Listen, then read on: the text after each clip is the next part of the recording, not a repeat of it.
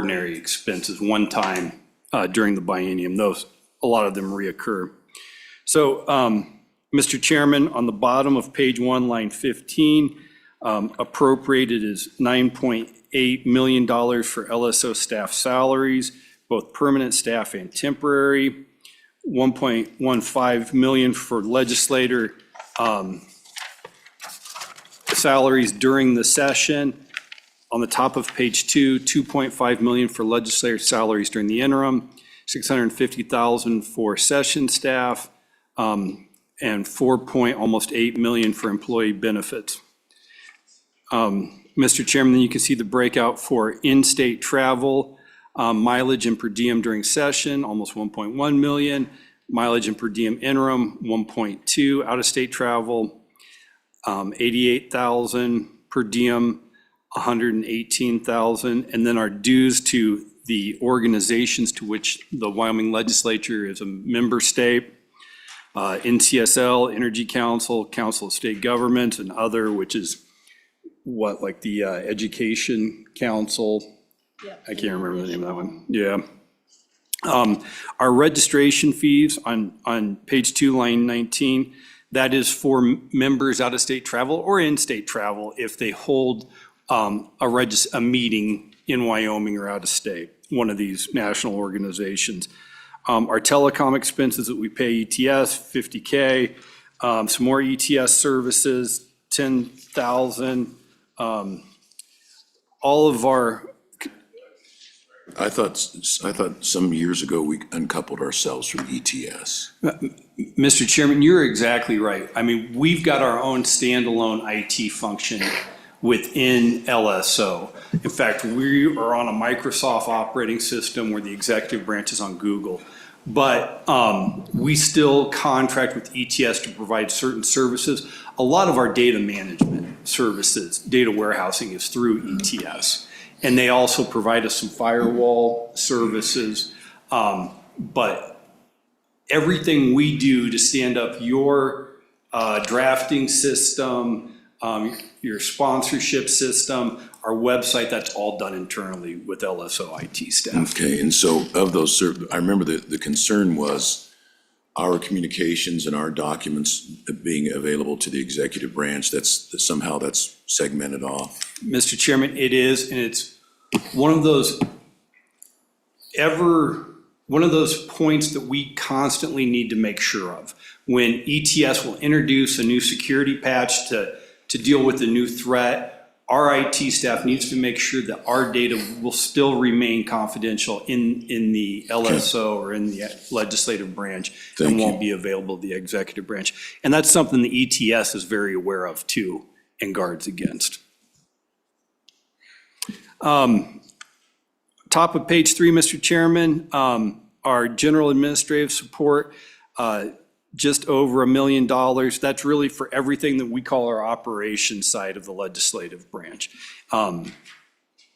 Mr. Chairman, we entered into a new contract for statutes 2 years ago, or maybe last year.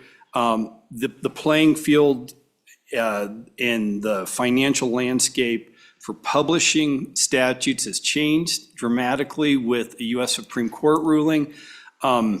We always negotiated previously for the 500 odd sets of statute books that were statutorily required to provide to entities throughout the state.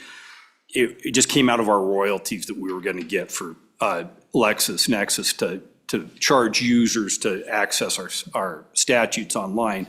Lexis can't charge that much anymore. A lot of those are just available publicly now after the Supreme Court decision. So we're on the hook to pay for those statutes now. So what does a new set of green books run? For the full set plus the supplemental set, it's just shy of $500 a set. Oh, okay. I think, Lexis is still making money on the ability to annotate and then charge for access to the Wyoming statutes. But, they're the only publisher we've ever had in the history of Wyoming statutes. We've got a really good relationship with them as far as allowing public access to the statutes annotated on our website. And then the benefits they give us, we give all of our attorneys have unlimited access to, it's not the top tier LexisNexis search function, but it's pretty darn close. Thank you.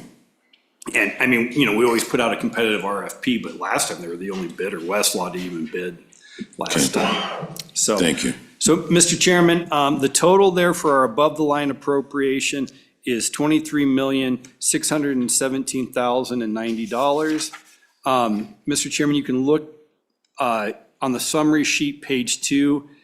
I've got the difference on there between this budget and the last biennial budget.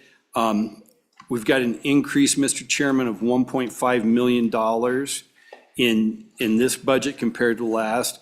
And I broke out for you what those increases are. A lot of it is LSO employee compensation. A few additional positions were funding in there.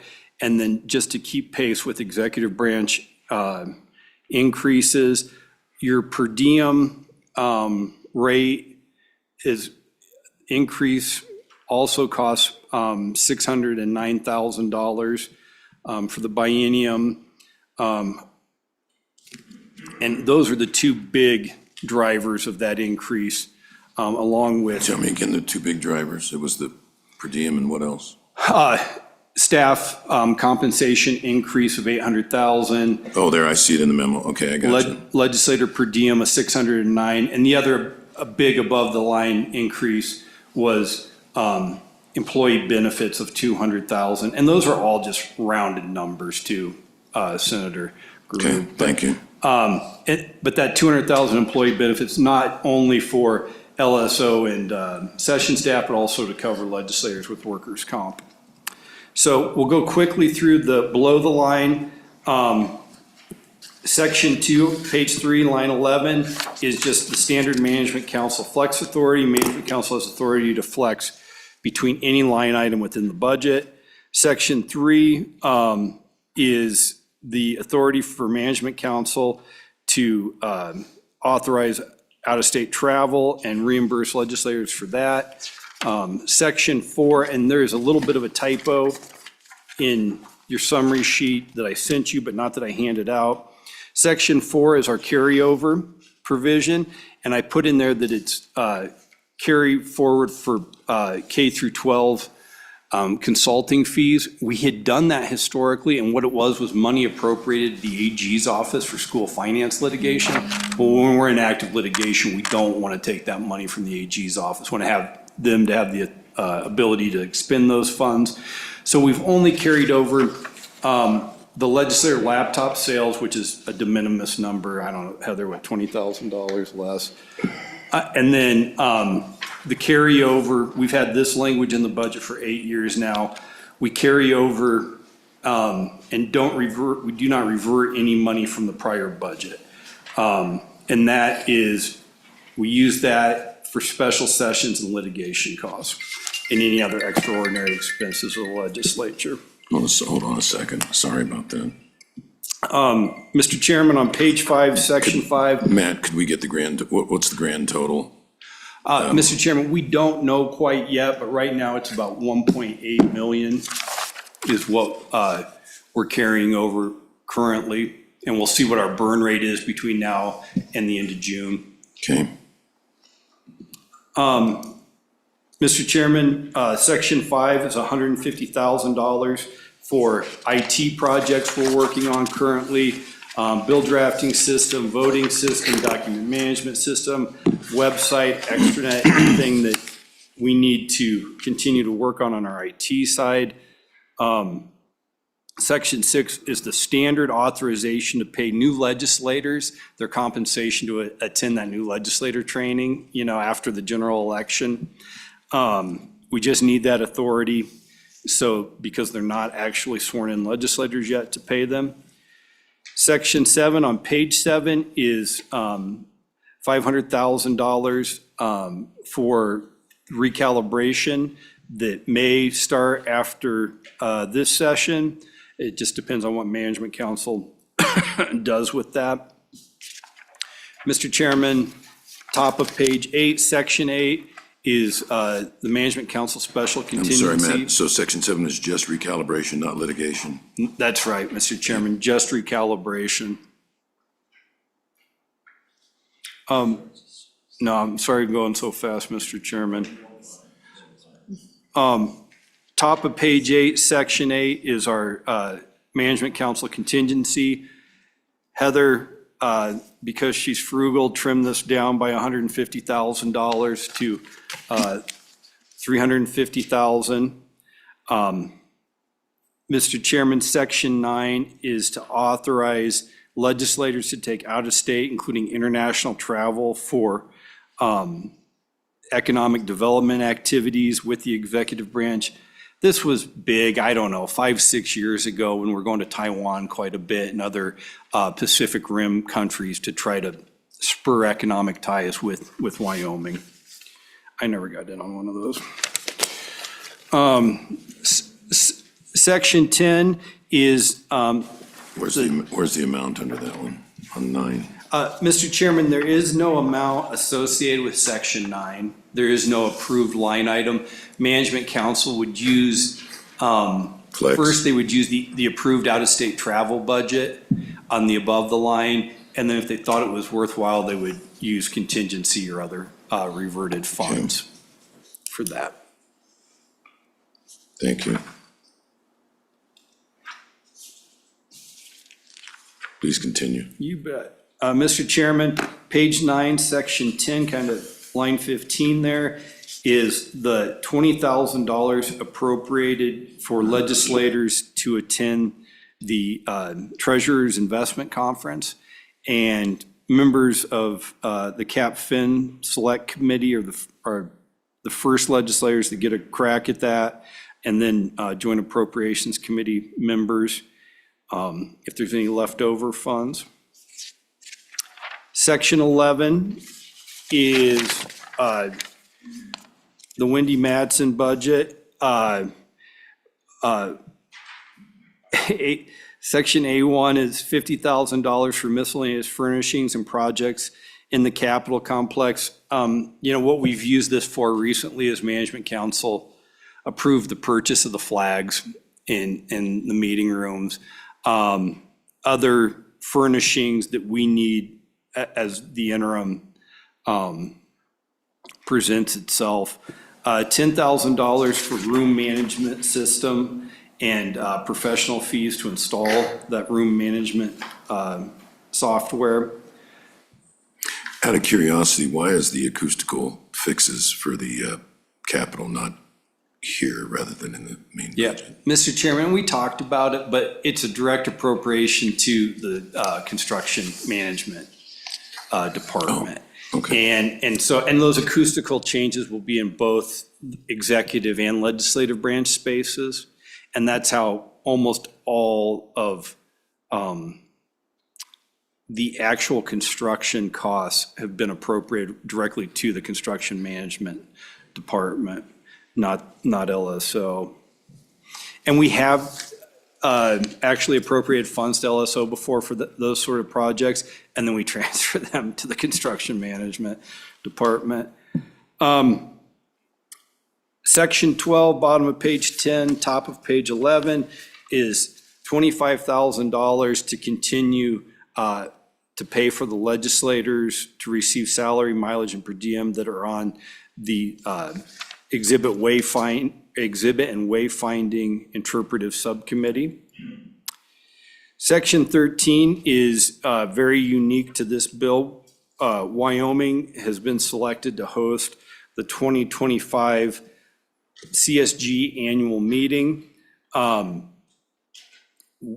host state is expected to provide some matching funds and also to do an incredible amount of fundraising too, from what I understand. We will dedicate staff to go up to Jackson. That's kind of part of the deal with this, though we don't dedicate as much staff as other states generally do.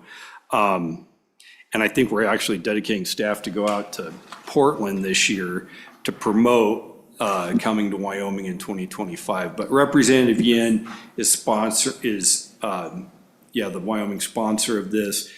This is the same amount we appropriated in 2020 when Senator von Flateren was sponsoring. That was canceled because of COVID. So we didn't host it in 2020. That's why we're hosting it in 2025. And the award was specifically premised on it being in Jackson. Well, Mr. Chairman, I can't speak to that 100%, but no, it wasn't premised on being in Jackson. I know that CSG West sent representatives to Wyoming, and they scouted various locations for the conference. We've had the conference in Cheyenne before. It was before I worked for the legislature, I think late 90s, maybe when I was in law school. But yeah, I don't know if any other locations were considered besides Jackson this time. Thank you. Mr. Chairman, that's the legislative feed bill. Mr. Chairman. Thank you. Matt, Heather, thank you for this. This is a perfect help get this out on the floor. If you could, Heather, though, would you get me a breakdown on that list of other fees and dues from page 2, line 17? I know it's a de minimis amount, but I'm sure it'll come up. What other? So just to have a list so I can just dispense with it. Senator Salazar and then Senator Anderson. Thank you, Mr. Chairman. This is my opportunity to express how much I appreciate LSO, Heather and Matt. You are truly, we have the best legislative service office in the country, and I'll tell you why. It's because we do more with less than almost any other state in the country, and I don't think you get the praise that you deserve. And so while I have a mic in front of me, I just want to thank you and the LSO staff for everything that you do. You're professional in every sense, and you're incredibly competent, and I just want to thank you. Thank you, Mr. Senator Anderson. Mr. Chairman, I have a question on the fiscal note. It looks like we go from 362 in 24 to 12 million in 25. What am I missing here? Mr. Chairman, Senator, I'll have to pull up the fiscal to look at that, what you're referencing. I didn't bring it with me. So I'm not sure what, yeah, we'll figure that out. I don't know how it could possibly be 362 and 24. Why don't I just look at your copy? Oh.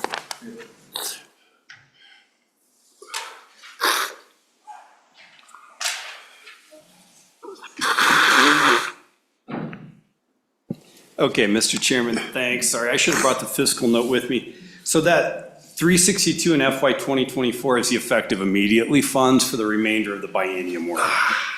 And then the 12 million is for FY 25, and then the 11.8 is for FY 26. So that's just effective immediately. We've got 362 effective immediately. The remainder is not effective until July 1. Thank you.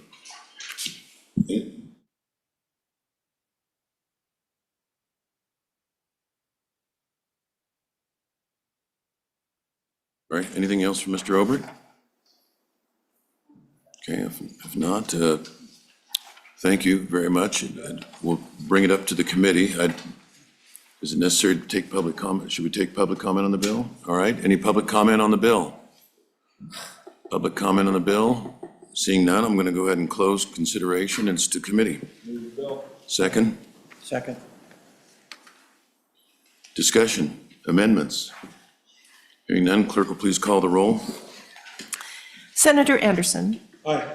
Senator Guru. Aye. Senator Nethercott expressed her right-in vote as an aye.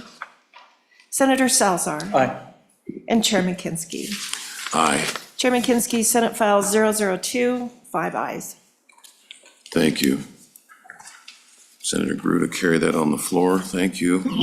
The next bill for our consideration is Senate File 47. And Mr. yeah, bless you. Thank you. Mr. Swindell, welcome. As a preface, as an opening, I see where we have a sheet that goes along with an information sheet from WRS that goes along with each of the retirement bills. There's two other bills relating to unemployment insurance that, I guess that would come from the Department of Workforce Services if we were to have a fly sheet on that.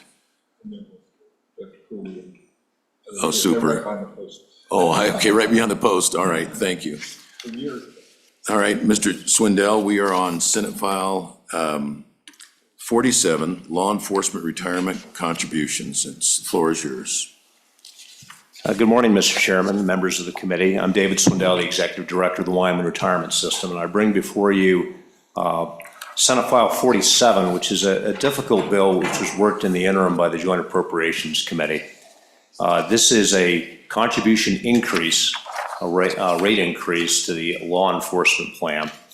The bill proposes a 5% rate increase split between the employee and the employer. I'd like to just discuss a little bit for members of the public that may not have been to the interim sessions, what we're really talking about, what this plan does. The law Excuse me, I'm enforcement sorry, when you plan, say 5%, that's, 5% of payroll. oh, okay, so it's going from, 17.2% is the total contribution rate presently. okay, 8.6 to the employer, 8.6 to the employee. Employers are free to subsidize that amount in any manner that they choose. gotcha. The state of Wyoming currently does subsidize 100% of that. The breakout of this plan, and the thing that I think would remind the committee of, is this is a law enforcement plan that covers city police, county sheriffs, state correction officers, and 911 dispatchers. So the plan is basically, I think, about 77% local. It's mostly deputy sheriffs, mostly city police. The state employees that are involved with this plan are your correction officers and your dispatchers in WYDOT. Okay, The plan is, I talked about the current rates and the way they are. The plan is presently well-funded. It's about 84% funded. And by funding, again, what we mean is the ratio of assets to your projected present value of your liabilities. But the problem is this is on a downward path. 4 years ago, we brought to the legislature, was Senate File 51, was a 3% increase was necessary to stabilize the plan and place it on a growth footing. That bill failed. As a result, things haven't gotten any better, and at the time, we told the legislature, we have about 4 or 5 more years where this thing's gonna stay in the mid-80s, but then it's gonna start to decline. We've used up almost all that time. If we don't get a rate increase of some sort in this plan, the status quo projection says that in 30 years, this plan will be at 55% funding. So that's not good. Once you get below 60%, you've just got an awful hill to climb. The actuaries calculated what is called a actuarially determined contribution rate, what is necessary to really put the plan on footing, and that would be 6.21%. This bill is only 5%. It was the minimum amount necessary to put it on a growth path and get close to full funding within 30 years. So it's really the kind of the minimum that's required. Again, I can talk about the number of beneficiaries in the plan and so on, but I think the important thing, Mr. Chairman, is to understand we're making policy here mostly for local governments. Plan does have 1,607 beneficiaries that we're currently paying. And the funding status is, as I said, currently it's 84% funded, which is pretty good. The biggest thing that has occurred with all the pension plans in the state, as well as in the United States, is the assumption of future investment returns. I remind the committee the basic equation for any retirement system that contributions plus investment income over the long term have to equal the benefits plus administrative expense. And if we're going to assume in the future less investment income, then you've got to have more contributions or you've got to decrease the benefits. During the interim, we did look at decreasing the benefits in this plan. There's a couple of issues with that, as we found out. One is it took a pretty big benefit decrease to make the kind of impact that we need. Second, all of those impacts were pretty far out in the future. And that's because when you reduce benefits, it typically affects just the new employees. And it takes about 20 years for the old employees to move on and for new employees to make up the largest part of the plan. And so the benefits of lower liabilities are kind of far out in the future. And then there was the human resources difficulty in talking to the chiefs of police, county sheriffs, county commissioners, as well as folks in the state. Nobody is anxious to reduce the retirement benefit because they're having trouble in recruiting and retention already. And it's the retirement benefit that is sometimes the hook that allows them to do as well as we do. And so there wasn't a large appetite amongst the employers in the plan to reduce benefits as well. The retirement system is not an expert in that. We administer the plan as designed by the legislature. But I think that is the input that I got from those various groups. So the way this would break out, a 5% rate increase costs all of the employers in the plan, including counties, municipalities, the state of Wyoming, the University of Wyoming, about $9.3 million a year. The state's part of that is about $2 million a year. And the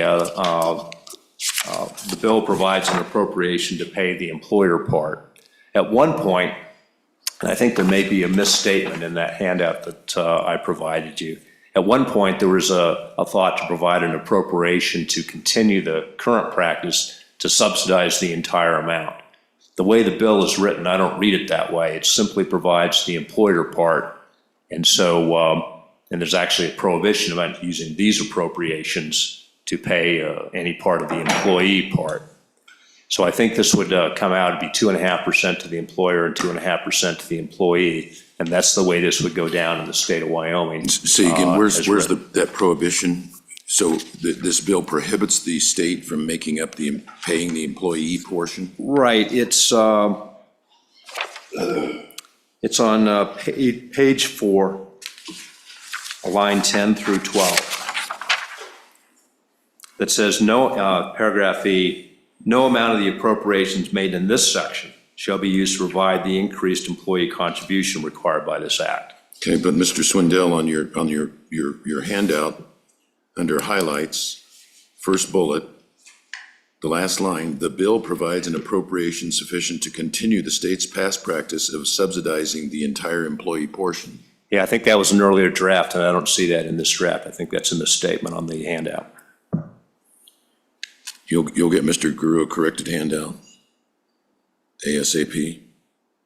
Yes. This is his agency, and he's got to carry it on the floor, so he's going to want to have an accurate handout. Yeah, I think the way that this has gone down, it's going to be 2.5% to the employee. And then we'll need a revised fiscal. This fiscal note, I think, presumes, let me see, it's a $4 million appropriation here, but you said the state's portion is $2 million. $4 million would be sufficient to do it. In the draft of the bill I've got, it's a $2 million appropriation for the biennium. Is it 4? This fiscal note may be out of date.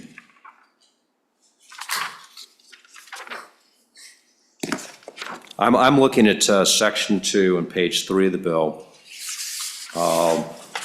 Line 7 through 9 says there's appropriated from the general fund, $2,225,000, which is enough to pay the employer's portion, but that's not enough to subsidize for the biennium, the employee part.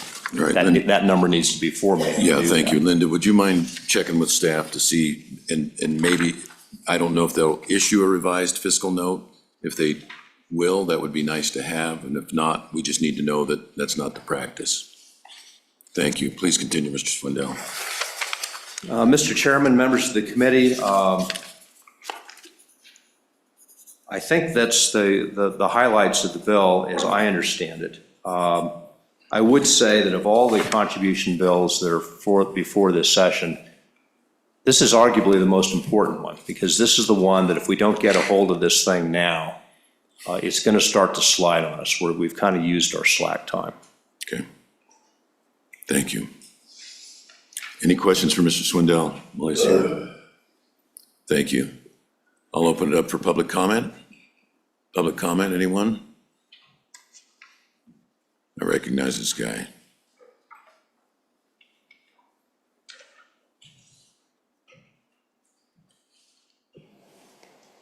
Mr. Chairman. Please state your name and position.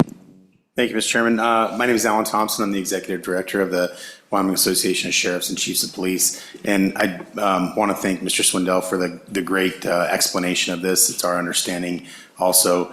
But from the fiscal note on the state side is kind of a different concern from our membership. And what we see in the bill as written, the language continues to say that that the employer may pay into the account any amount of the officer's share of contributions under Section A. So. And where are you reading it? It's in Section B. I don't have the page and line item, but Section B, after the red line that says through June 30th, 2024, increases the amount to 11.1% going forward after July 1. Senator Guru. So, I'm sorry, so we're on page 2, lines 15, 16. Right. Thank you. The existing statute does say and may pay into the account an amount of the officer's share of contributions under A. And, our hope is that on the local level, our agencies can make those arguments to their, to their cities and counties to pay more, because a 2.5% hit is a reduction in salary by 2.5%. It's pretty substantial in the time that we have right now, where we're struggling with recruiting and retention. But we also recognize that other funds similar to this across the nation are funded in that 22%.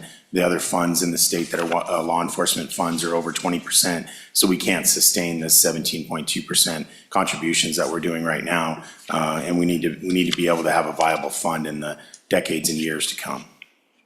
Okay. Senator Anderson. Thank you, Mr. Chairman.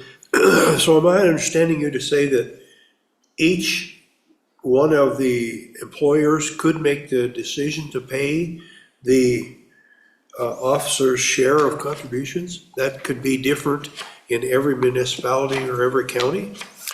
I would defer to Mr. Swindell because he knows that data specifically. But yes, as of right now, there are agencies across the state that pay the statutory minimum all the way up to the full amount of both the officer and the employer's portion.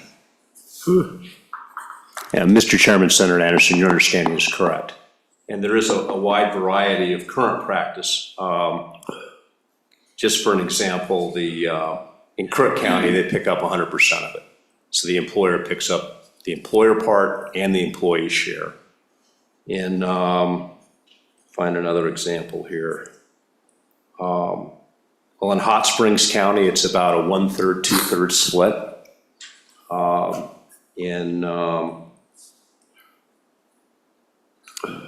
I'm looking for a county that doesn't subsidize it at all. They all subsidize it to some degree.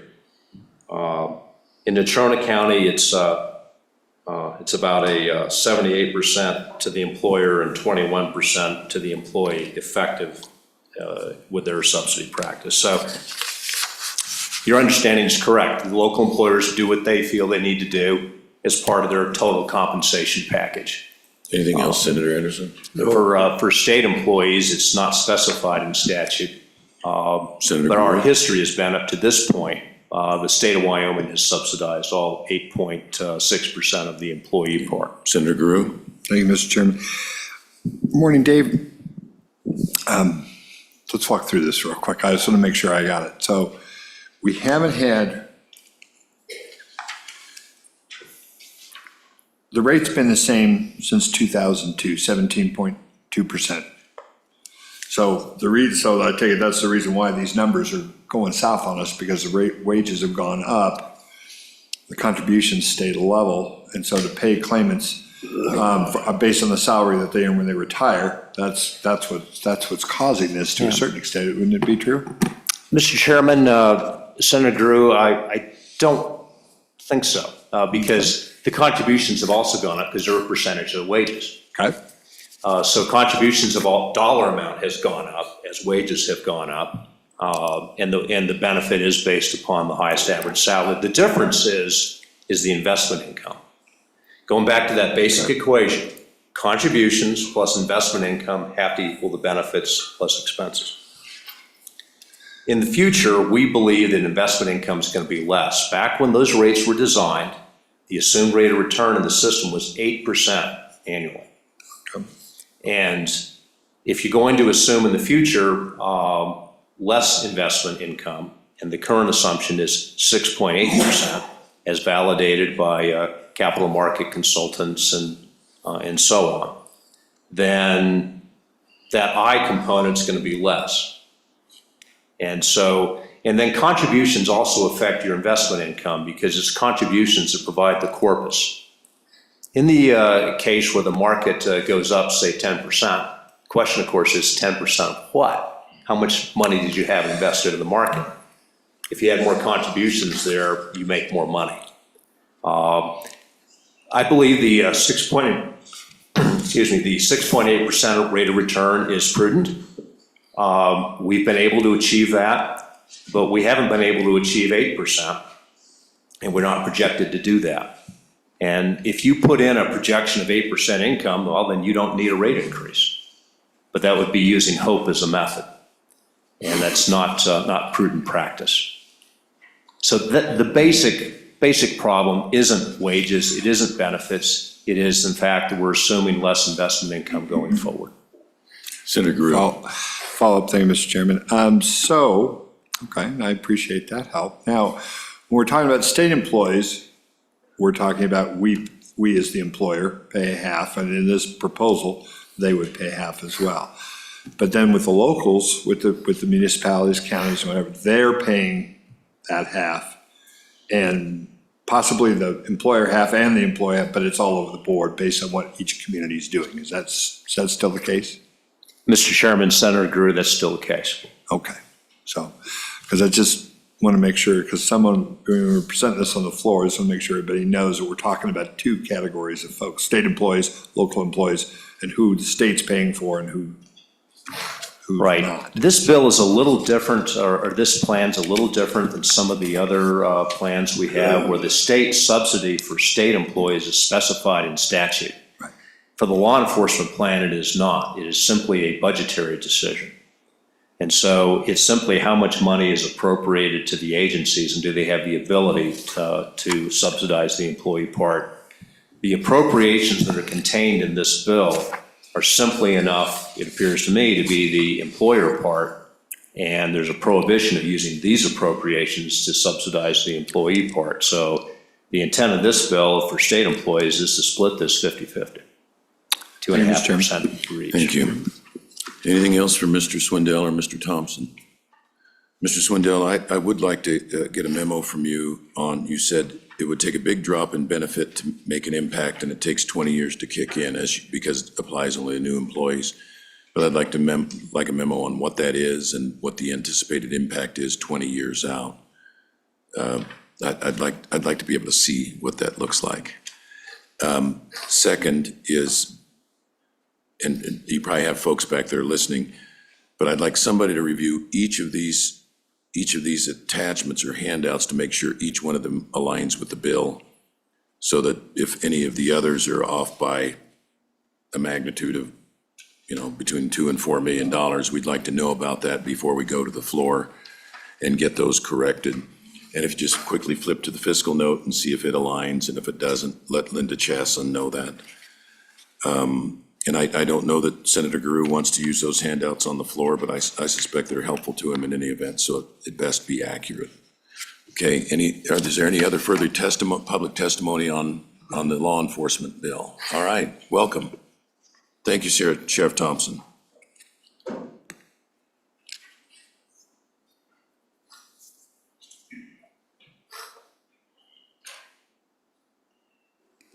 Mr. Chairman, Committee, Josh Walther, Lieutenant Colonel Walther, Wyoming Highway Patrol.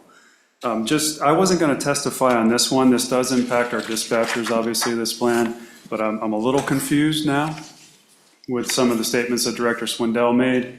Reference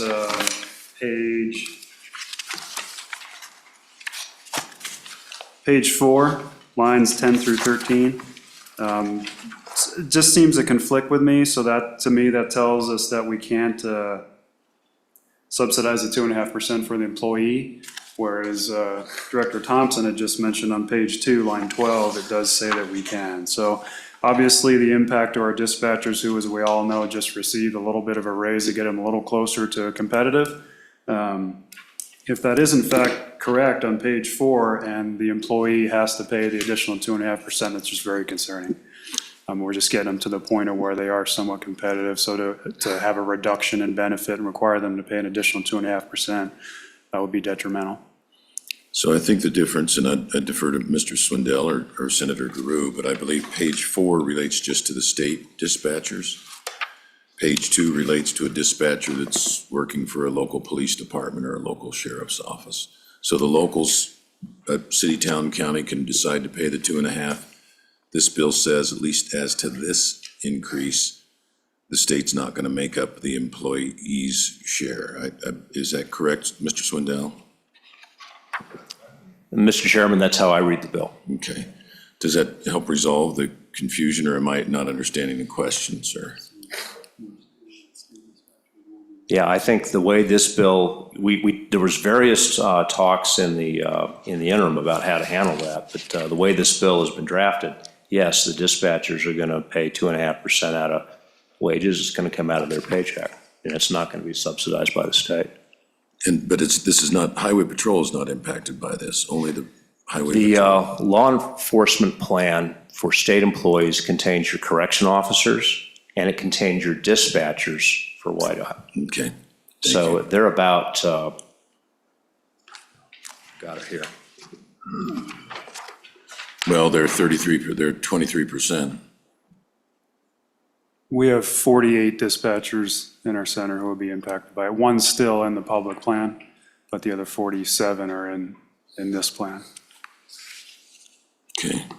Right. No, I think we get it. It's going to be a hit, the way the bill's written currently. But I want to make sure, because you had a question, I want to make sure that you said initially you're confused. I want to make sure we cleared up your confusion. Yeah, the confusion didn't go my way, Okay. but that's where I was confused. But Okay. so to me, we're taking a hit, our dispatchers are taking a hit, and just, I guess, just to state that recruitment intention, we're just getting over being half down now because of the slight pay increase, which we greatly appreciate. This is detrimental to that, I to the get it. recruitment efforts. It's put just below other competitive dispatches in the state.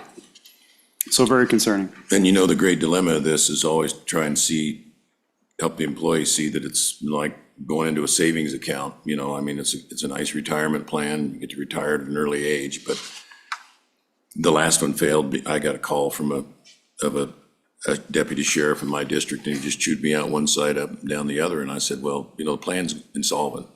He was very young. And I said, but if you don't want us to bail it out, I'll be dead by the time you're trying to collect. I mean, I don't know what else to say. Somebody has to bail these plans out. And it could well be that by the time it hits the floor, that'll be excised.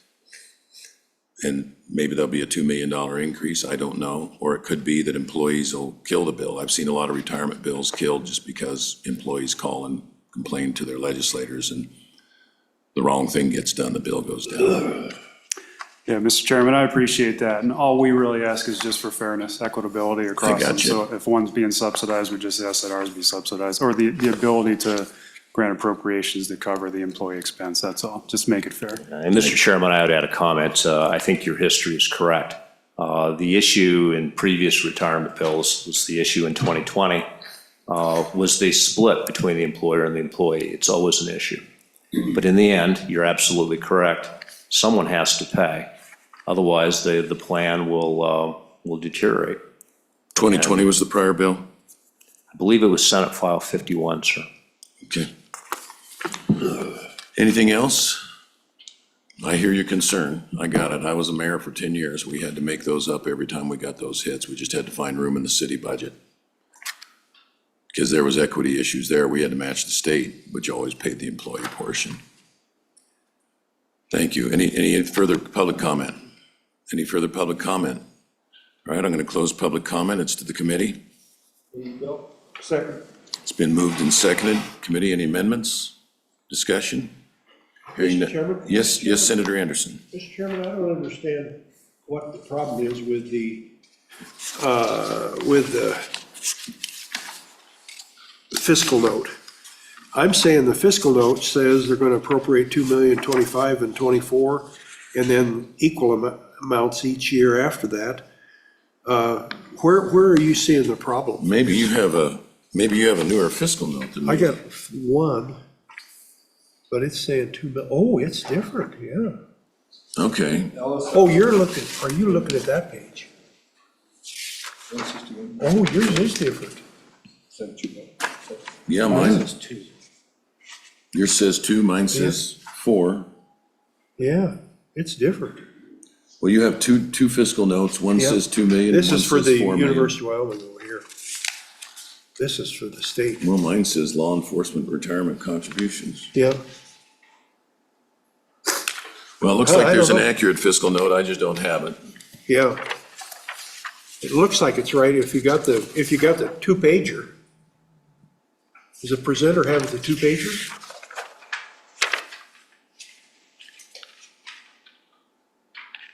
Looks like he's got it. I think there's a fiscal note that was updated, and I was given the old one. You've been given both of the old and the new. Yeah. Linda, Yeah. you'll check into that while we're Okay. on, after we. Okay, Okay, thank you. I'm glad to hear that that was the issue. All right. So anything else from the committee? Senator Guru. So let's, just want to ask here. Page 4, the language you were just talking about, lines 10 through 12 on page 4. This is the only plan that we have spell this out, the rest are all spelled out in statute. Does the statute say that we split it 50/50? It doesn't, does it?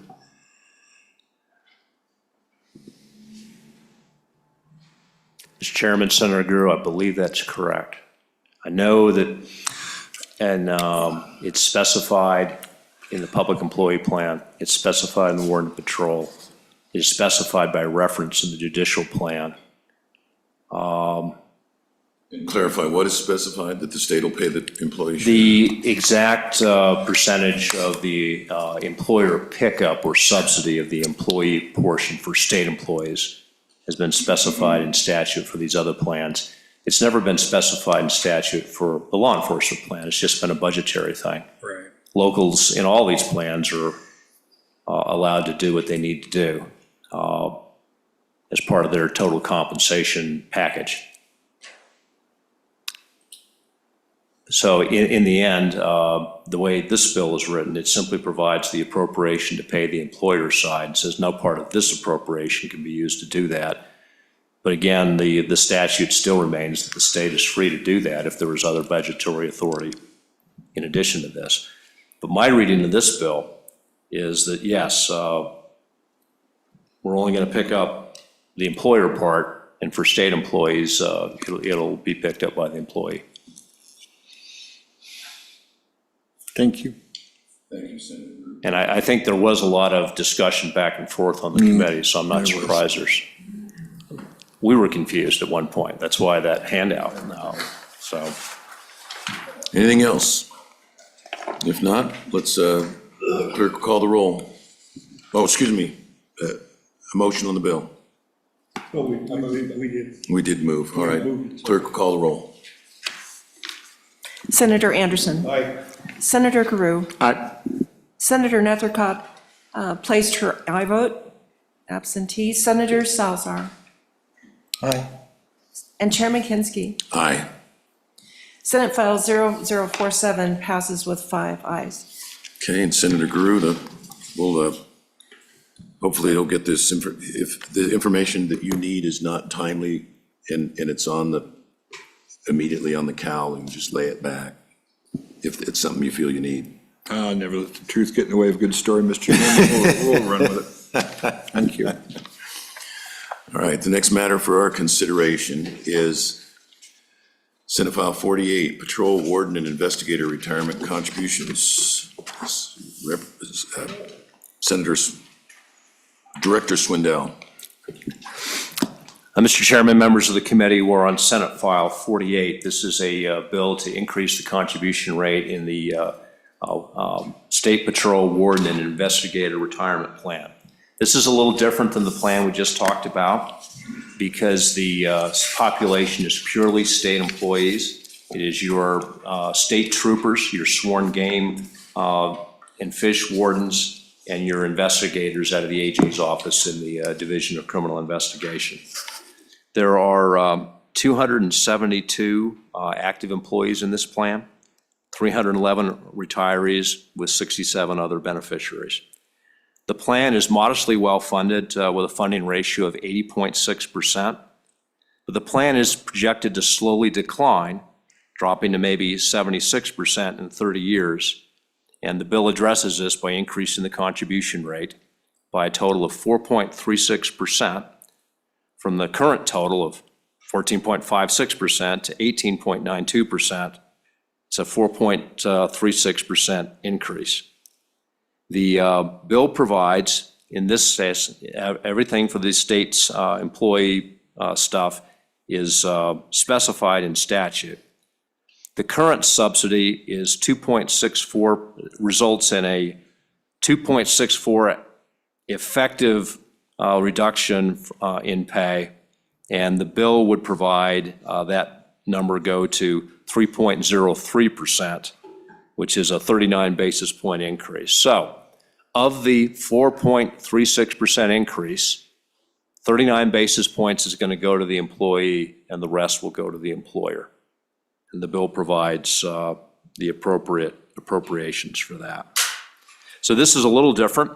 The plan is projected to decline. That's not good. But I always talk in terms of pension plans. You want to know position, direction, and speed. In this case, your position is relatively good, 80, 81%. The direction is not good. You're heading south, although the speed is really slow. And when you're going south, this slow is a good thing, right? So it isn't quite the urgent situation that the law enforcement plan is, but nonetheless, the actuaries say that in order to fully fund this plan in accordance with the board schedule, which is really get this thing fully funded in about 25 years, a 4.36% increase is what's indicated, and that's what this plan provides. The total cost of the plan to the state for this increase would be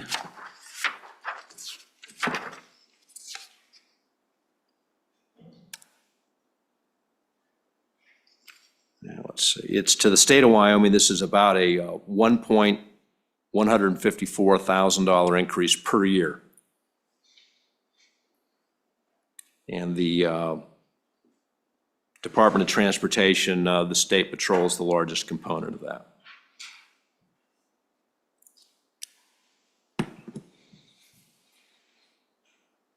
Mr. Chairman. Thank you, Mr. Chairman. Dave, okay. Page 3, line 11 through 14. So, bless you. So we got 2.3% through the end of 2024, and then take it to 2.64 thereafter. Let's see, 2.64, and thereafter, just run through that real quick. I know you did once, I just want to make sure I got where you're. So the effective amount is just deducted from an employee's paycheck. Yeah. Really seeing at their pay right now is 2.64% pay. Okay. And that will be maintained until June 30th, 2024. And thereafter, so 1 July 2024, it will be 3.03%. That's a 39 basis point. Okay, that's the, okay. Thank you. I didn't have my mic on, so I don't know if that came through okay. The current the current effective rate is 2.64% of pay, and the bill would increase it effective 1 July 2024 to 3.03% of pay, which is a 39 basis point increase. Thank you. Senator Guru, as this is your agency, perhaps you can recall, or I don't know that it came from the department, perhaps it did. Why are we picking up, I'm mystified that these dispatchers have to pick 2.5%, and the wardens and patrols pick up an extra 0.39%. Was that our drafting, or was that the department's recommendation? Mr. Chairman, that was committee drafting.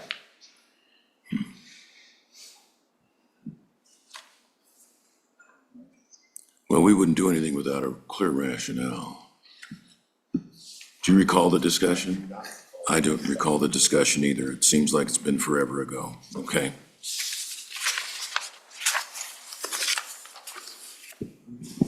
Senator Guru. Can you enlighten us on that? Do you recall that? You were a little closer to it than we were. We were kind of going through a lot of things those days, but help me out. Mr. Chairman, Senator Drew, my recollection of some of the interim testimony is that when you look at the total contribution rate in the plan and the employees' effective contribution to the plan for the state patrol, the discussion amongst the committee was to maintain that same proportion. And so there's a 4.36% contribution rate, and 39 basis points is, I believe, about,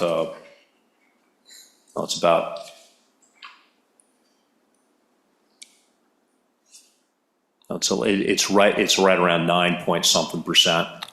And the idea was, well, there's an increase, and the employee will pick up 9-point-some% of that, and the employee, so try to keep things in the same subsidy proportion as past practice.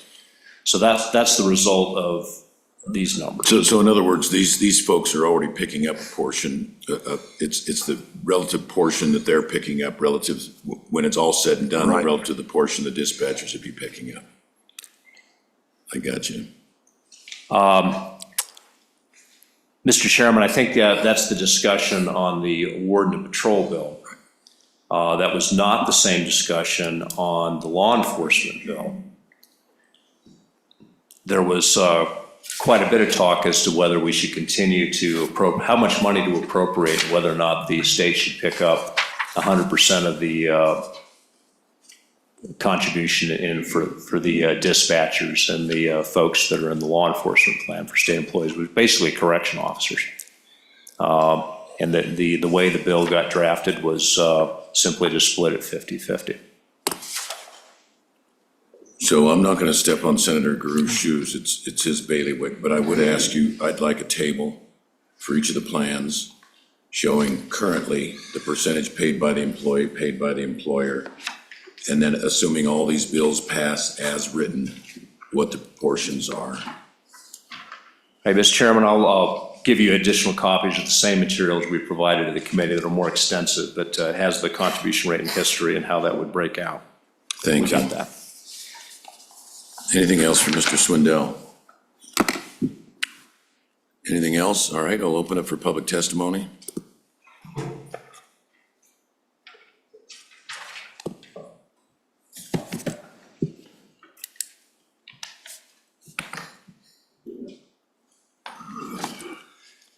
Mr. Chairman, Committee, Josh Walter, Lieutenant Colonel for the Wyoming Highway Patrol. Mr. Chairman, you hit on and probably said way better than I said back in November when I testified exactly what our concern is. And it didn't seem to gain much traction, but I'm glad you guys are seeing it as we saw it then. So the inequity in the former plan we talked about, wasn't aware it existed, and I thought it was just this plan now.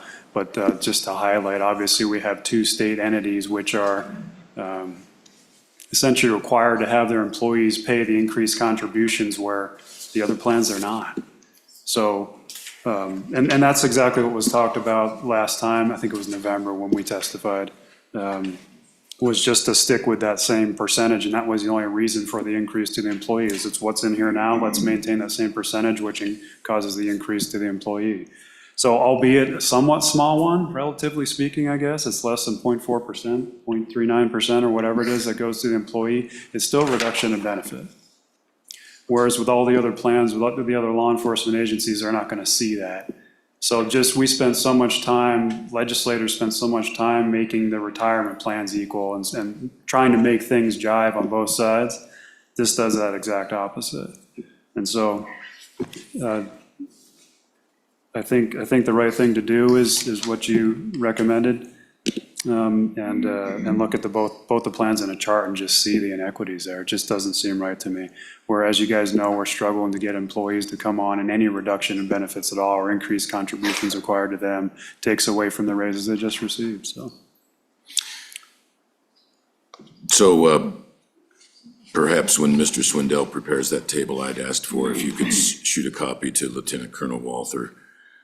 What I'm trying to see is, quite apart from what happens in this bill, when all is said and done, what's the rough ratio of what's asked of the employee versus what's, at the city, we had the employees paying 50-50, the fire department paid, the city paid like 85% of the, and the police, the city paid 2/3. I mean, it was out of whack. I don't know.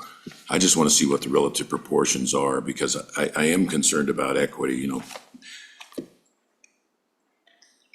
My understanding is more impactful to an employee what the guy at the next desk is getting, as opposed to, you know, the equity issues are huge here. And so I agree with you. I want to take a close look at that. And Mr. Chairman, I just would observe, these plans are different, different populations, different benefits. The public employee plan has a subsidy currently of 5.57% of the for state employees that are involved with that. And when you do the math on that, it's about an 80-20 effective split in burden sharing, 80% to the employer, 20% to the employee. But it's a different plan with different benefits, different population. And so that's how these things have occurred. And that's why I think the committee's discussion on the Warden bill was just to continue, you know, relative proportion sharing. In the law enforcement bill, for reasons I don't fully understand, the committee didn't feel that way. If the committee did feel the existing practice was for to provide budgetary authority to subsidize 100% of it, that's the situation in the state for correctional officers and dispatchers right now. They don't see anything out of their paycheck. Both sides of the employee contribution are paid for by the employer. Is there anything in here prohibiting the state from making up that 0.39% increase?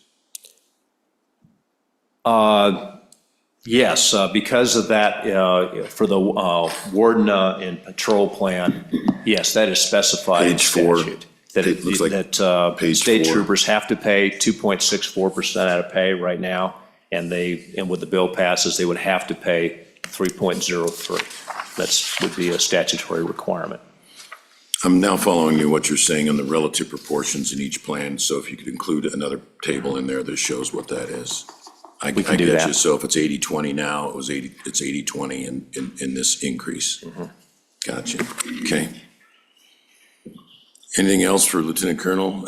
Senator Anderson? Maybe for Mr. Swindell, Mr. Chairman. Why do we have these separated? What's the logic of having all these different retirement plans? Tough button. Mr. Chairman, Senator Nash, a really good question. First of all, it's common practice in pension systems like Wyoming to have a general employee plan and then separate plans for public safety and judicial branches. And it's because the public safety, firefighters and police and the judicial branches have different career patterns. Typically, career patterns for judges, you don't become a judge at age 25. Right? So they have a later retirement system, a later career pattern. And the exact opposite is true with public safety folks. They generally have shorter careers. There's an effort to actually move people along earlier so that you don't have a 65-year-old pulling on a hose at a fire or chasing after criminals or so on. So they typically have larger benefits that allow people to retire sooner and perhaps have a second career. It's to keep the force young. So, and Wyoming is like that in that we have different plans for public safety and judges. The other question might be, well, why do we have two plans for law enforcement? We have the law enforcement plan and we have the warden and patrol plan for state employees in those areas. Back in 2002, when the law enforcement plan was created, that was an assemblage of a number of other retirement plans, including dispatchers and correction officers that were formerly in the public employee plan with a different benefit structure, kind of a different tier. And then several local retirement plans. The city of Cheyenne, the city of Casper, they had their own pension plans for their police officers. And it was desired to consolidate all of that stuff and have one law enforcement plan common for the state. And it was proposed at the time that the warden and patrol plan be folded into that. But in the end, that was one of the compromises of that legislation, that they would remain separate, because there are some differences between the plan. For example, the vesting period for a warden and patrol is 6 years. And the state patrol wanted that. They wanted if we bring on a state trooper and we train them, we want to have a hook on them for their retirement benefits so that they'll stay longer. And that was an important point. It was less important to county deputy sheriffs, for example. And the highest average salary is different. It's a 3-year highest average salary in warden and patrol, and it's longer than that. And it was all part of that compromise. And so, although the plans are roughly similar in terms of the benefits, there are these differences, and so they remain separate to this day.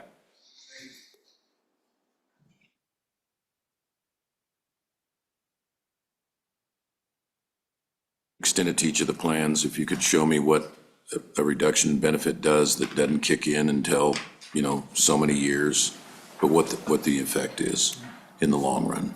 Senator Guru. Thank you, Mr. Chairman. And for you, Lieutenant Colonel Walter, yes is the answer to your question. If you went to the last bill and took out the language on page 4, line 10, and if you went to this bill and took out the language on page 3, line 13, I think we get to where you want to be. And I understand that for us, and it's the kind of the hullabaloo or the dilemma for me is I want to be as fair as possible, so does everyone on this committee. But we also have one overarching concern, and that is to make the plan solvent, to make sure the plan is solvent. In other words, sometimes I feel, I won't speak for anybody else here, I'll just speak for myself. Sometimes I feel to give you what you want in the short term may produce an outcome where some other legislator somewhere down the road is going to have to tell you the plan's insolvent and we can't pay your retirees anymore. I went through that with Fireman A, where a bunch of retirees were sitting in the room, beneficiaries were sitting in the room looking down the barrel of a gun, and we didn't do it. We funded it. Cost us $55 million that day, as I recall, something in that ballpark. Yeah, 100, that was more than that. But so that's the dilemma. And so trying to reach that balance. Now, with local communities, I look back at my county commissioner sitting back there, and what each of the counties do, we don't know necessarily what cities and towns are paying on the baseline. and what they're picking up and how they're addressing it, because they're trying to meet their own needs in their own community. So it really becomes an apples and orange comparison, to get back to Senator Anderson's question, why all the different plans? Because there are different retirement formulas, there are different folks that retire earlier or do that, although we had a bill yesterday about not dragging fire hoses, but we had a bill yesterday about having senior firefighters who've retired and getting benefits to be able to be rehired. And so then you do have a 65-year-old dragging a hose, but he'll still be able to get his retirement, or she. So that's the conundrum, and we're trying to work it out. And I'm loath to change it here because that's what the committee just worked on a month ago. But I have no problem with going to the floor and saying, if you want to make that change to get to your point, those would be the changes to make. And I'll troll that out there to see if someone wants to. But right now, I got to live with the votes of the committee, and I want to stand on what they did. So that's kind of that's how I looked at it. Thank you, Mr. Chairman. Lieutenant Colonel. Yeah, Mr. Chairman, Senator Guru, I appreciate that. And just for the record, I 100%, pun intended, appreciate and support having a fully solvent, 100% funded system. Just a matter of where the funds come with it, or where they come from. And should they come from the employer, the employee, or the state, or whatever it is. That's all we're asking that you look at. And one of the reasons we support it is our retirees don't get a raise until it's 100% funded. Or actually over that, has to fund whatever the raise is for the retirees too, right? So if they're gonna give them a 2% raise, it needs to be 102% funded. So I fully understand that and support that. All we ask is is this the best way forward to have the employee pay the amount?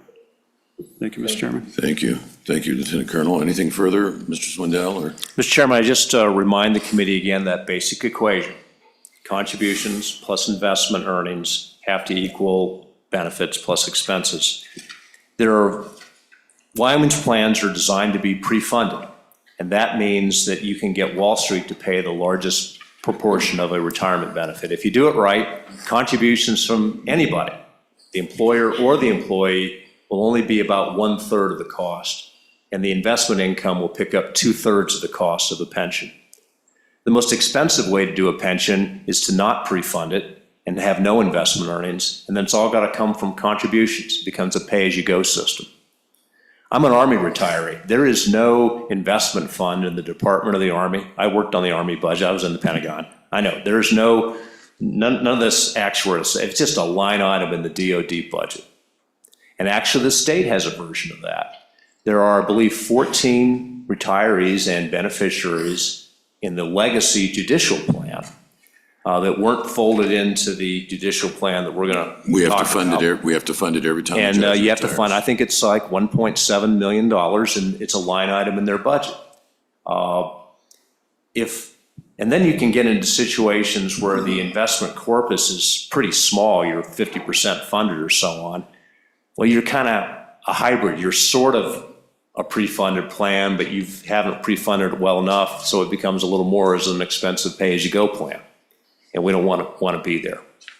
And this bill, it's always who pays.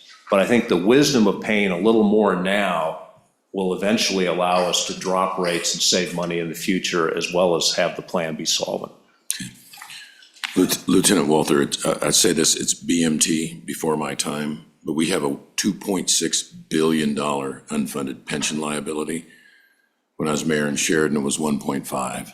It just keeps getting worse. So we've got to do something, but I hear you. And it may be the price of getting a bill through is to pick up the employee share, because we can't let these plans continue to decay. Any further public comment? All right, if not, I'll close public comment. It's to the committee. Move the bill. Second. Okay, been moved and seconded. Discussion? Hearing none, clerk will call the roll. Senator Anderson. Aye. Senator Carew. Aye. Senator Nethercutt left her absentee vote as an aye. Senator Salzar. Aye. Aye. And Chairman Kinski. Aye. Chairman Kinski, Senate File 0048 with 5 ayes. Do pass. Thank you. Mike, I've got you on that one. Okay, the next matter for our consideration is judicial retirement. I want to check our time here.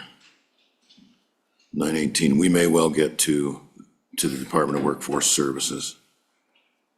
Okay, and then Senate File 71 failed of introduction, didn't it? Yesterday? Yes, it did. Okay. All right, Mr. Swindell, Senate File 49, judicial retirement.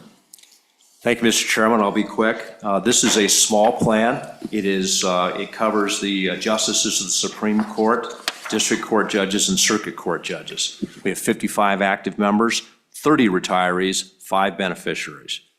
The current statutory total contribution rate is 23.72% of wages, and the plan that is extremely well funded. This plan is almost 100% funded. It's 99.12% funded. It'll probably be 100% once our investment results for this year are rolled into the new assumptions. By the way, Mr. Chairman, we earned 13.7% during calendar 2023. So the investment team did pretty well. The issue here is really an issue what we call normal cost. The normal cost of the plan is a little more than 23.72% of payroll. And so if we don't have a modest rate increase, then projections are this plan will slowly decline over the future. Again, position's really good with this plan. Direction, a little south. Speed, very slow. You would reach the shocking total of 92% funded in 30 years. So this is not a crisis. The plan's well funded, but the actuaries say to really keep this thing on track, you need a 2.25% rate increase. And that is imposed by having the employer pick up a 1.9% component, and the employee the judges would pick up 35 basis points or 0.35%. And so the intent of this plan is simply to keep a well-funded plan well-funded. I believe Senator Salazar has a question. Thank you, Mr. Chairman. So quick question, I just want to verify, this is 420,000 out of the general fund per biennium?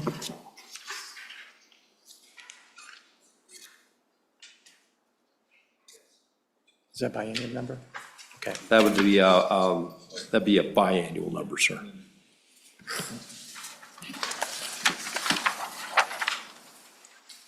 And Mr. Swindell, I'm puzzling through the language here. It looks like the Supreme Court has it looks like the judicial system has the option to pick up the employee's share.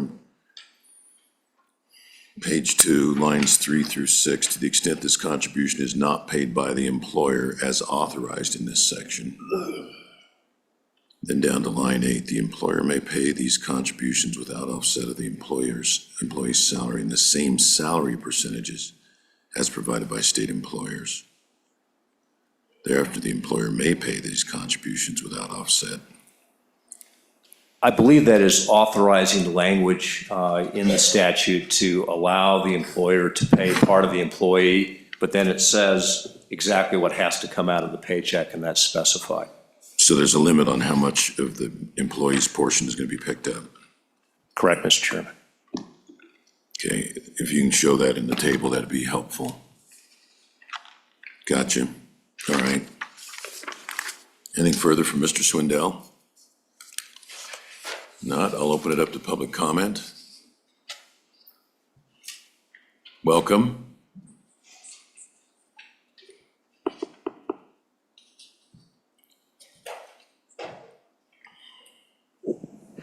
Good morning, Mr. Chairman and members of the committee. My name is Elisa Butler. I'm the State Court Administrator for the Wyoming Judicial Branch.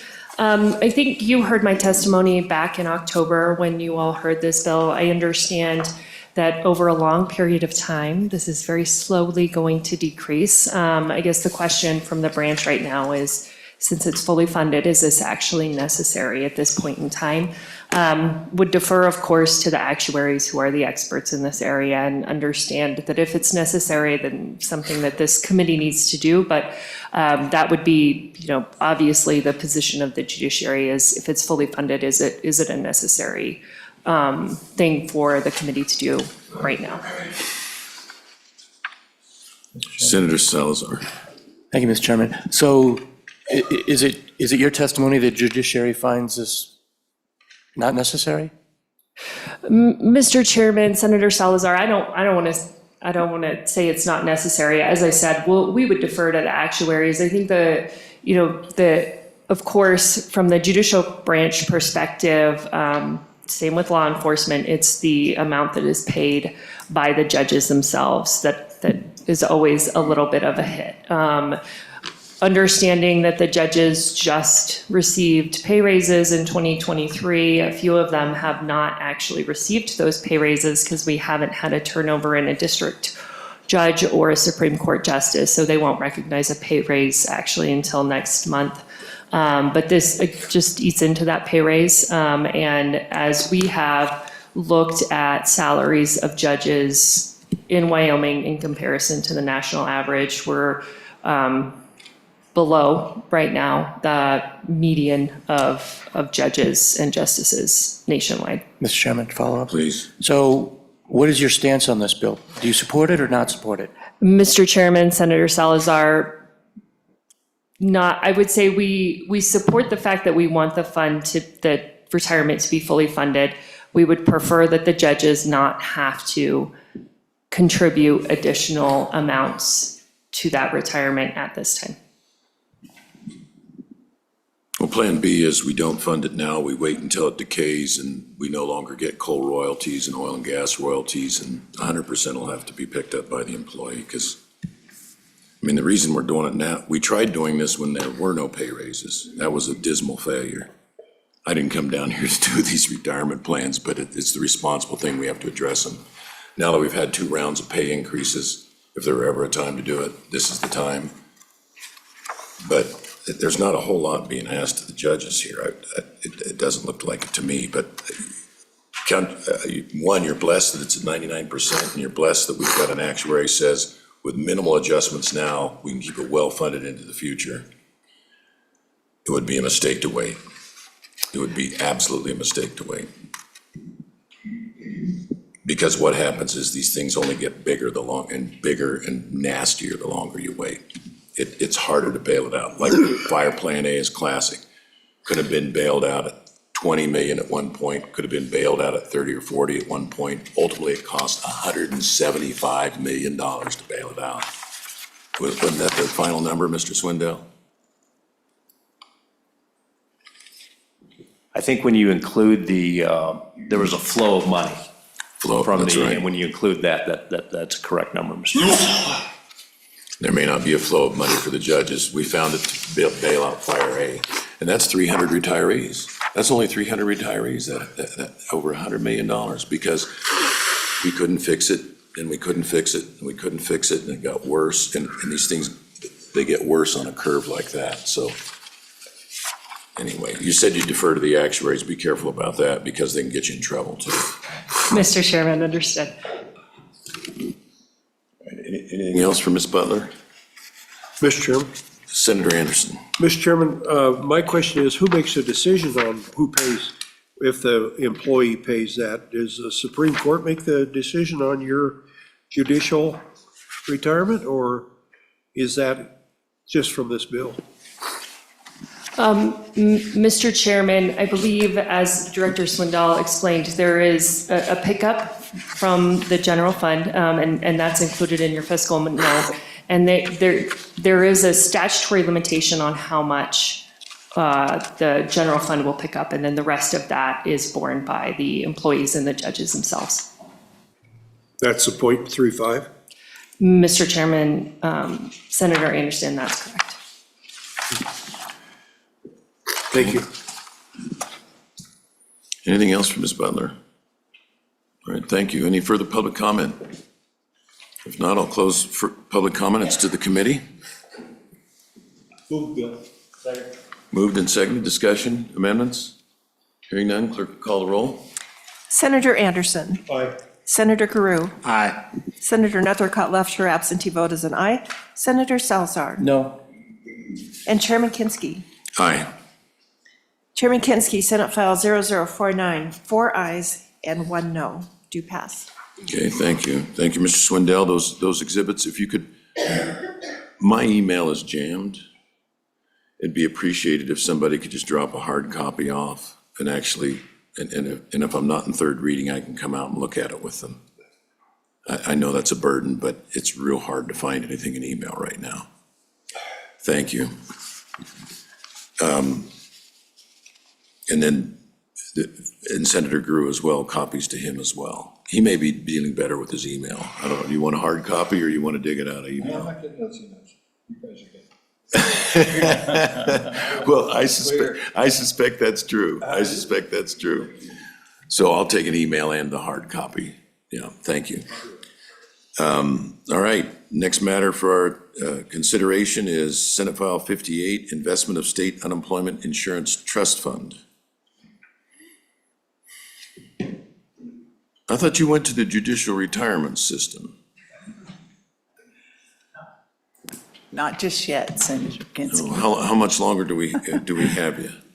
March 17th, That's just around the corner. Yep. So you agreed to stay through the legislative session? of course. And has your successor been found yet? Not just yet, but they're working on it. Big shoes to fill. They're capable, I know, the people being considered, so looking forward to it. All right, we are on Senate File 58. The floor is yours. Thank you, Mr. Chairman, members of the committee. My name is Robin Cooley, and I'm the Director of the Department of Workforce Services. And we're here today actually to talk about two unemployment insurance bills, but the first thing I would like to start off doing here is introduce some individuals that are here to speak to these in more detail than I. I've got Administrator Holly McCamey-Simone, who is the administrator over the Unemployment Insurance Commission, as well as which is the overall workforce programs division in our agency. And online, I think I've got Deputy Administrator Chris Funk out of our Casper office. She is the individual in the office that's been here for 30 years. She knows the background history of unemployment insurance, and she has been an incredible asset in this effort. So turning first to Senate File 58, I want to say, as to both these bills, there really have been an attempt by the agency to look at funds that we have and to use these funds for a higher and better purpose where we're able to. Senate File 58, what the fund does is actually, it's very simple, actually. And first, to be clear, we're talking two different funds here. The first one is the state fund, which is a fund that was developed in 2002. The legislation that developed that has actually been repealed, but it left the funds there of about $51 million to be, and the investments from those funds to be used for the Workforce Development Training Fund dollars. So that fund is essentially inviolate, or we want to make it inviolate in a sense. And what this does is actually allow for the investment of that fund into the Pool A investment account instead of being invested in the state agency pool. According to some of the most recent indicators from the investments on those funds, it will raise additional funds for the state trust fund or the state training fund dollars, and we think it's, again, a better use of those funds. We believe, based on past history and past performance of the Pool A fund, that it may result in the equivalent of approximately $800,000 more dollars that we can use for these training fund programs. Annually or biannual? Mr. Chairman, I believe that is annually, an annual number. Okay, and it's Pool A versus what's the current investment vehicle? It's the state, Agency pool. the state agency pool, SAP fund, yeah. And with that, Mr. Chairman, I will stand for questions. It's really a fairly simple change. One additional point to it, though, is that the bill ensures that money in that fund, that $51 million, will remain $51 million. For instance, if the investments reduce that amount, then there are provisions in here that account to increase that fund before we can take out training fund dollars, to increase that fund, so that fund remains and continues to increase, or continues at $51 million. Now, I do want to say a portion of this indicates that if it does go below $51 million, we can still take out approximately 50% of the investments of those funds in order to maintain the training fund dollars. But we will eventually then recoup those funds into that state fund so that it will come back up to $51 million. So we want to keep that fund at that $51 million to be able to use those funds for that purpose. No plans for growth in the corpus? Not at this time, Mr. Chairman. Senator Guru. Thank you. Director Cooley, good morning. I too thank you for all your service. Congratulations on your new job. Thank you, And Senator. we know you'll be great and know the team will carry on. So that's a testament to the team you built there that I can say that. And so I appreciate it very much.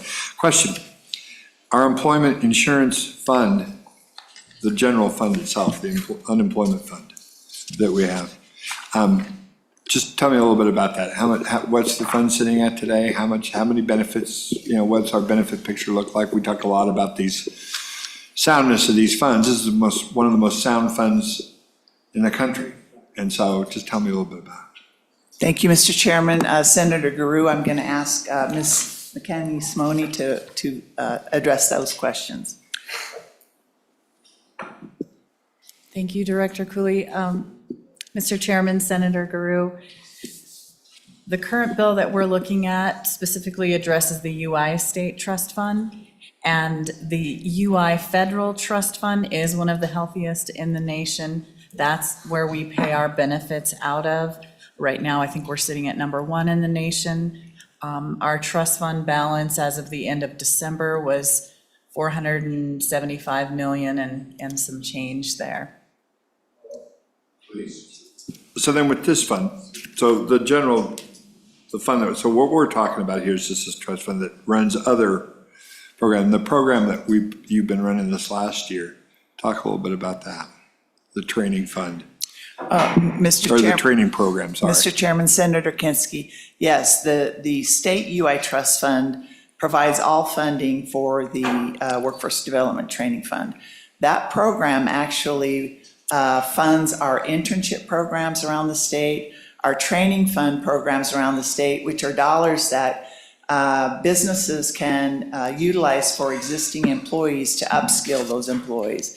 But we also use it in a number of different ways. We've got a pre-hire grant program where we work with the colleges routinely to help them. They set up programs. Then we work with the economic development entities in those communities, as well as the community colleges themselves and business, all buy into this program so that the program's set up and we have industry that is willing to hire these individuals when they are finished with that program.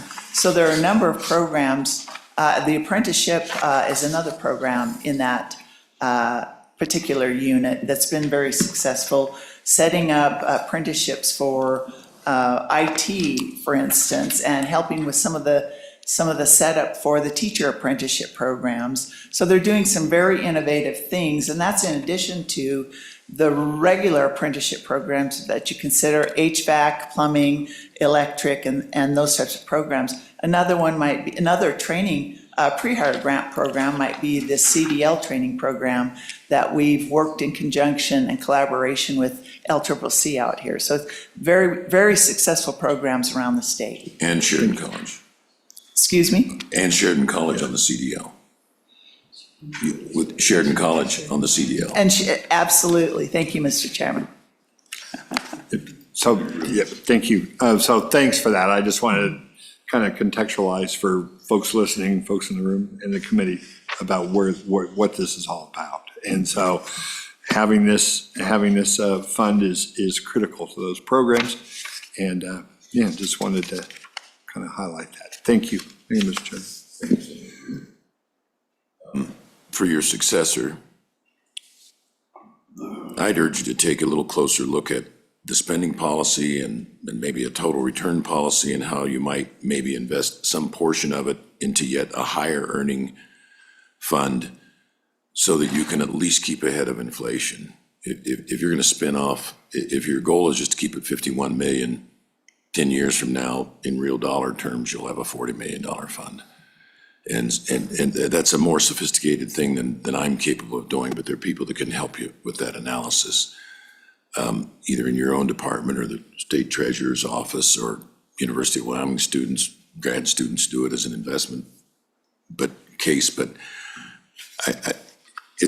and the reason is this fund is very near and dear to me and all the work that you've done, and I appreciate what it's done for workforce training, and I'd like to see it not lose ground to inflation and actually perhaps grow into the future.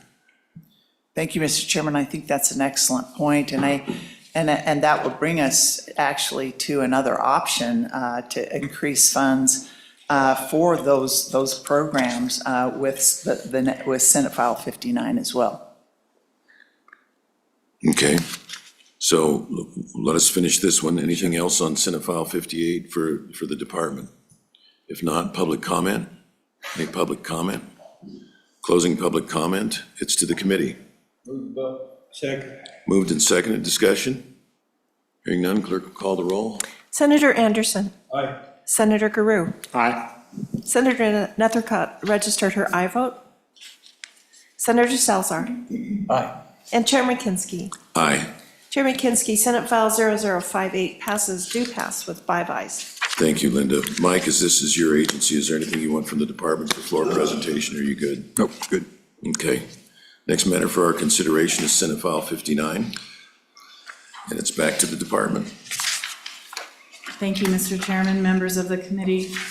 Senate File 59, the Federal Unemployment Compensation Trust Fund. Repeat your name and your position again, I'm sorry. Of course, yes.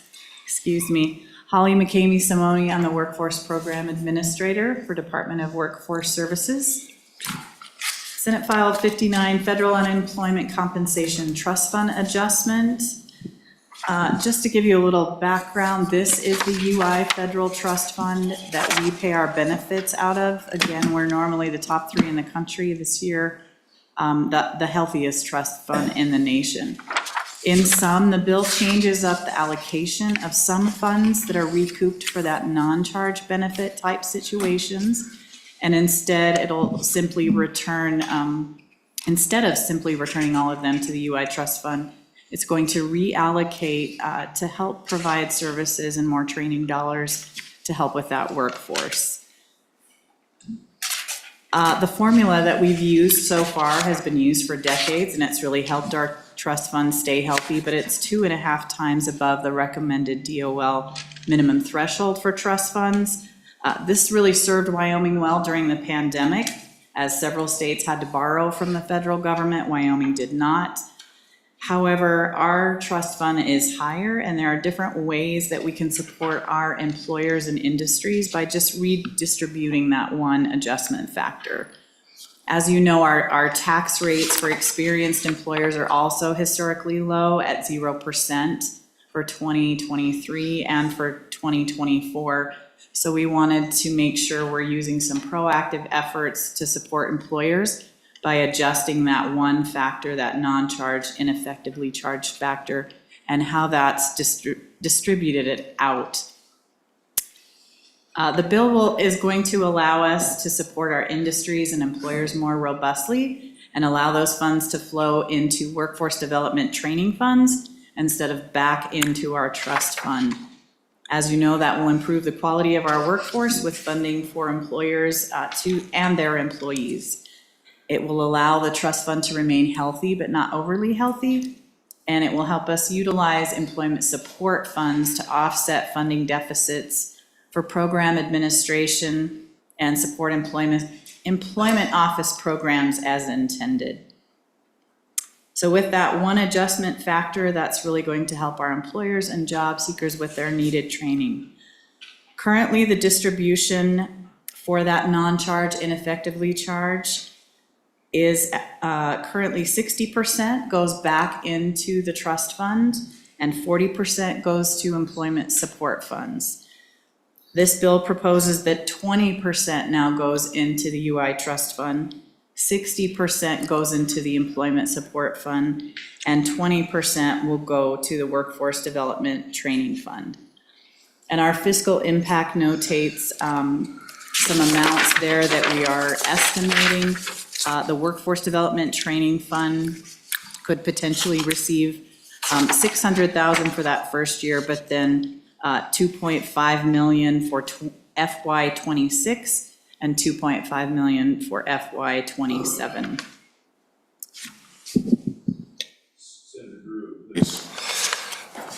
Thank you, Mr. Chairman. Holly, good morning. Again, so why not just cut the fund? Why not just cut the rate we're charging employers and just give it back to them, not make them pay it at all? Or are we already doing that? Mr. Chairman, Senator Guru, so our tax rates are at 0% right now. And we have talked with DOL about Department of Labor about some different scenarios. You can't really go below a 0% tax rate, so we wanted to make sure that we were helping our employers in a different way, which would be providing additional dollars for training funds. Okay. Senator Grew, please. Because that'll come up on the floor. Because you say you're taking this money, we're putting towards programs, why not just give it to the employers, let them keep it in their pocket and do their own? Answer is, we can't, we're at zero now. Correct. Thank you. Thank you. So let me follow up on that a little bit. An employer on the floor will jump up and say, well, I don't have zero, I'm not paying 0%, I'm paying 7.9 or 6.2. What's the zero? They're paying zero on what? I mean, the employers are paying charges for unemployment. Is that based on their experience modifier? It is, Mr. Chairman, Senator Kinsky, it is for those experienced employers, experience rated. Most of them are at 0% right now. So you've got to have a pretty bad unemployment record to be above zero. Okay. Correct.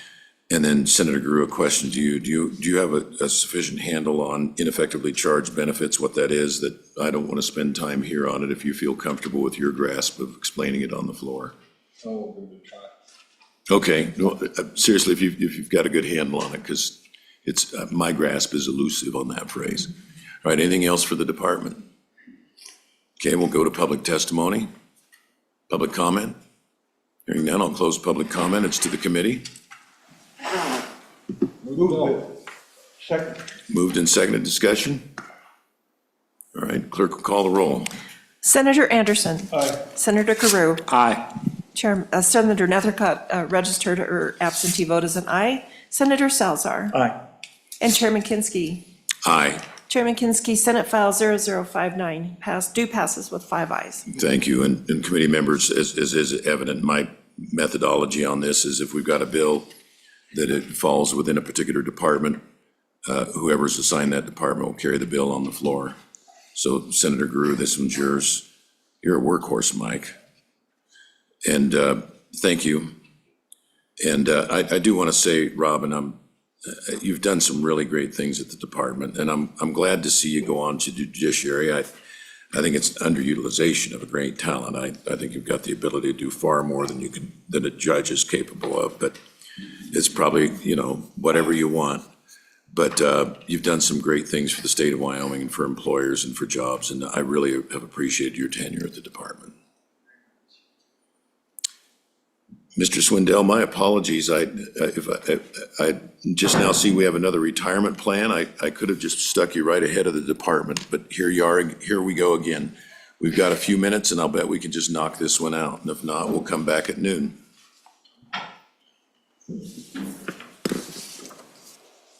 67. This is Senate File 67. Mr. Swindell, the floor is yours. Mr. Chairman, members of the committee, ladies and gentlemen, we're discussing Senate File 67. This is a 1% increase in the total contribution rate in the public employee plan. The public employee plan is our largest plan, making up more than 88% of WRS's business. We have almost 35,000 active employees. The state of Wyoming makes up 7,000 of those employees, making up about 20% of this plan. The largest component in the plan is K through 12 education, has all of our teachers. They make up about 18,000 of the 34,712 active members. It also includes all the general employees in the cities, counties, and special districts. This plan has 34,000, a retiree population of almost 31,000. The average benefit is 21,000 a year. It has 2 tiers of benefits. There's tier 1, and then tier 2 took effect 1 September 2012. The total contribution rate currently in the plan is 18.62% of salary. That is divided between the employer and the employee at roughly a 50-50 split. But employers are again allowed to subsidize part of that. The state of Wyoming does. They pick up a 5.57% component of the 9.25% employee contribution, resulting in an effective burden sharing of about 80% to the employer, 20% to the employee. That would change modestly under the bill because the 5.57% component remains unchanged, whereas and so the employee actually paid by the employee would go up by 50 basis points from 3.68% to 4.18%, and that changes the burden sharing roughly to 78%, 22%. The situation in the public employee plan is a little different. The plan is on a growth path. It is currently only 77% funded, which is pretty typical for public pensions in the United States. It is projected to grow over the next couple of decades, but it's going to grow pretty slow, and that's the problem. It's only going to reach 87% maybe in 30 years. The bill would raise that to potentially getting up to close to 98% or 97.9% if you believe the actuaries. That's kind of false precision when you get to that detail. And so it would put us on a growth path. And what that does, it allows the fund to get to full funding quicker, which means you're putting more money into the market so your returns will be better, and so that the total cost of the pension is more paid with investment earnings versus contributions from anybody. So in sum, Mr. Chairman, a fairly simple bill, 1% total increase, equally shared between the employee and the employer, 50 basis points each. It moves in 2 steps over 2 years, but that's the ultimate effect of this plan. And it improves the funding by about 10 full percentage points when you look out 30 years. Questions for Mr. Swindell? I note in this bill again that it's a requirement that the appropriation be used only to pay the employer's share and the employees are to pick up their share.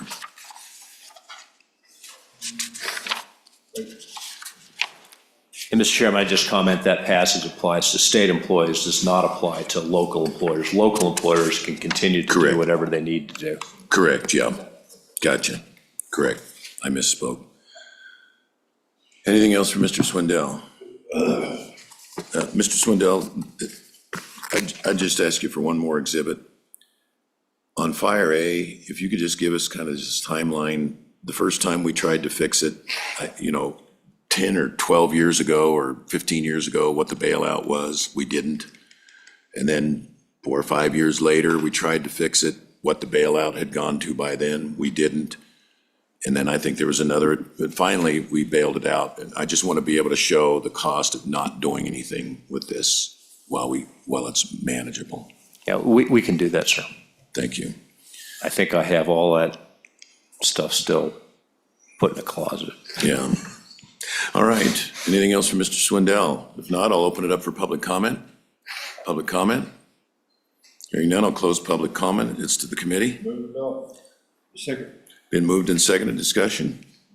Hearing none, clerk will call the roll. Senator Anderson. Senator Guru. Aye. Senator Nethercutt registered her absentee vote as an aye. Senator Salzar. No. And Chairman Kinski. Aye. Chairman Kinsky, Senate File 0067 passes with 4 ayes and 1 no. Okay, fellow committee members, we noticed these bills to continue at noon. We've polished them off. What we will use our noon session for then is to begin preparations for full presentation. So bring your materials and we'll just get right to work. And just a reminder, your noon session is in the JAC room. All right, thank you, Linda. All right, with that, we've completed our agenda unless there's anything with the committee members. Meeting's adjourned.